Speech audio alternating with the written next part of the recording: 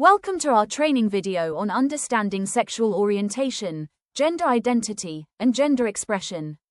This module is part of the Erasmus Plus project, No Judgment Zone, aimed at empowering youth workers, educators, and volunteers to create more inclusive and supportive environments for youth. It's vital to note that while this project is funded by the European Union, the views expressed are solely those of the authors.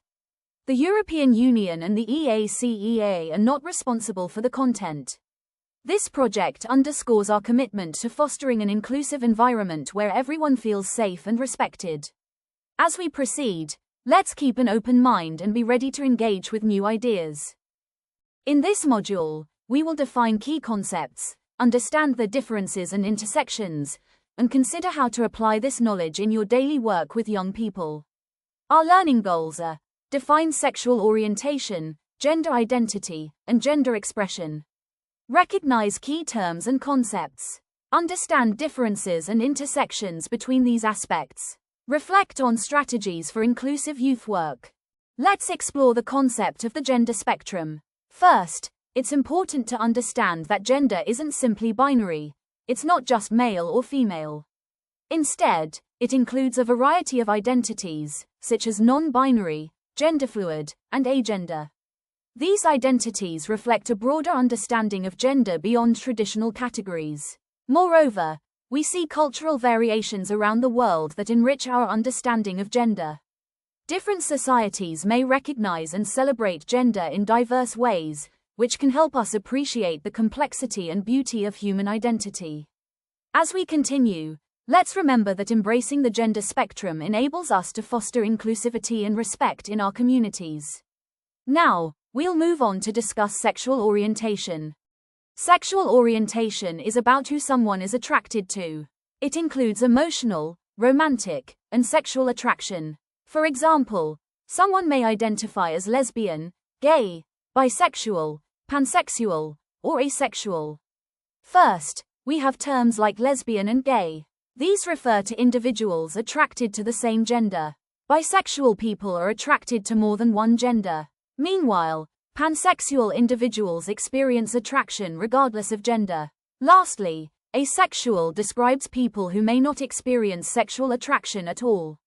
Each orientation is valid and contributes to the rich spectrum of human diversity.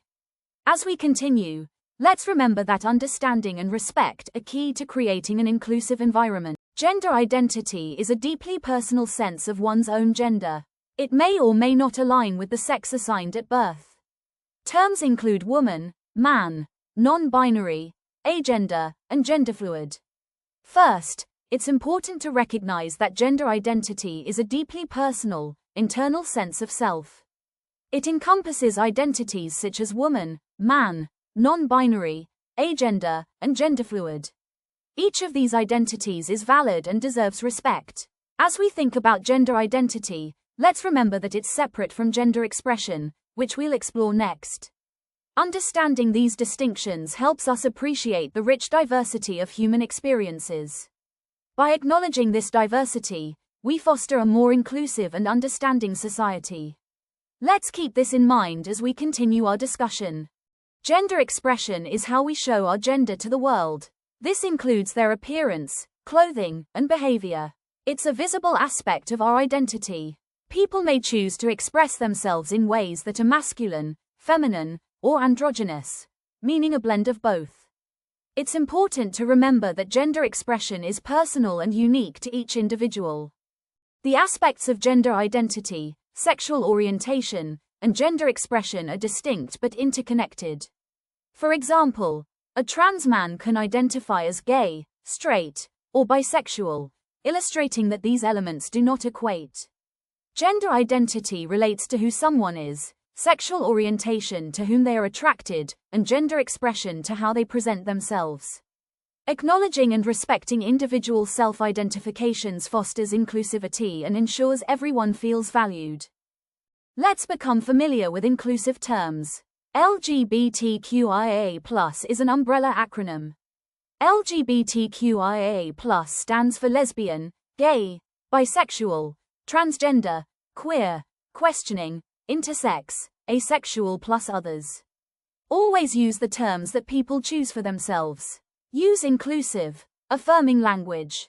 As we explore intersectionality, it's important to understand that identities like race, disability, class, gender, and sexual orientation overlap, leading to multiple forms of discrimination. For instance, a queer person of color may face unique challenges compared to someone with a single identity. To create an inclusive environment, we must address these intersecting layers, not just acknowledge different identities. Self-identification is crucial for several reasons. Everyone has the right to define their identity, including names and pronouns. Avoiding assumptions about orientation or identity is essential for respect and inclusivity. Creating an environment that honors self-identification fosters validation, respect, and a sense of belonging within the community. Let's dive into understanding pronouns and their significance in our interactions. We have examples like he, him, she, her, they, them, and even neopronouns. These are crucial because they reflect each person's identity. It's essential to ask politely if someone's pronouns are unclear. Normalizing the sharing of pronouns helps foster an inclusive environment. When we share our pronouns, we demonstrate respect for one another's identity and create a space where everyone feels acknowledged. Remember, this practice is about respect and inclusion, not just a trend. Encourage open conversations about pronouns to build understanding and acceptance within our communities. Inclusion is an ongoing journey, not a destination. It's essential to remember that using LGBTQIA+ identities to appear progressive without offering genuine support is counterproductive. Instead, let's focus on committing to meaningful change. We can create safe spaces, which aim to reduce harm and provide support, and brave spaces, which encourage honest dialogue and open discussion. The key is to balance safety with the freedom for open dialogue. When it comes to creating safe and brave spaces, it's a personal and voluntary decision. Never force or pressure anyone, and always ensure there is ample support and resources available for those who need them. Supporting the coming out process requires sensitivity and understanding. Avoid tokenism by ensuring your actions are not just performative but rooted in genuine support for the community. Let's talk about how language and concepts continue to evolve over time. It's crucial for us to stay updated on best practices. Encourage your peers to engage in learning and reflection. This helps everyone grow together. Now, when we think about youth participation, it's important to center young people in our planning processes.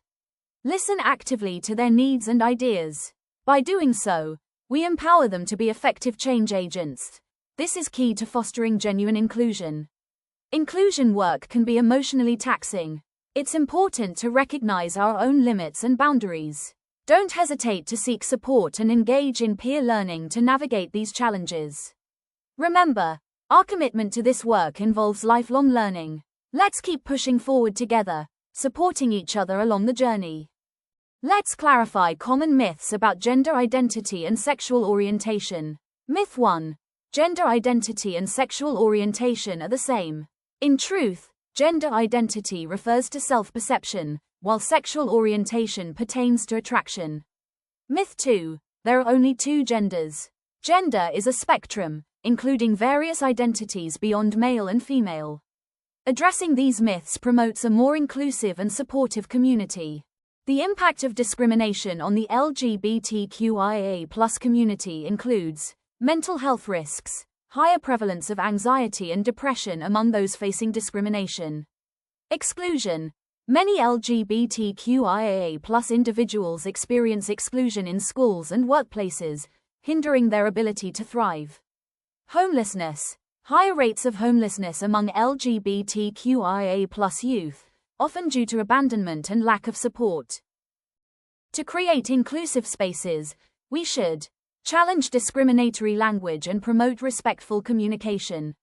Foster understanding by encouraging open conversations and diverse perspectives. Listen to and validate people's experiences to show respect and empathy.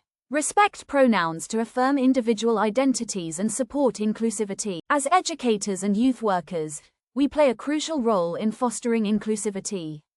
Key actions include staying informed about LGBTQIA+ issues and challenges, providing resources and referrals to demonstrate commitment, modeling inclusive language and behavior to set a positive example, advocating for policy changes to drive significant improvements.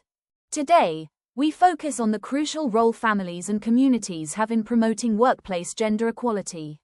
Families may require education to support gender equality effectively. Respectful inclusion of families in discussions is essential, as they provide foundational support. Providing resources is vital for families to understand and support gender equality initiatives.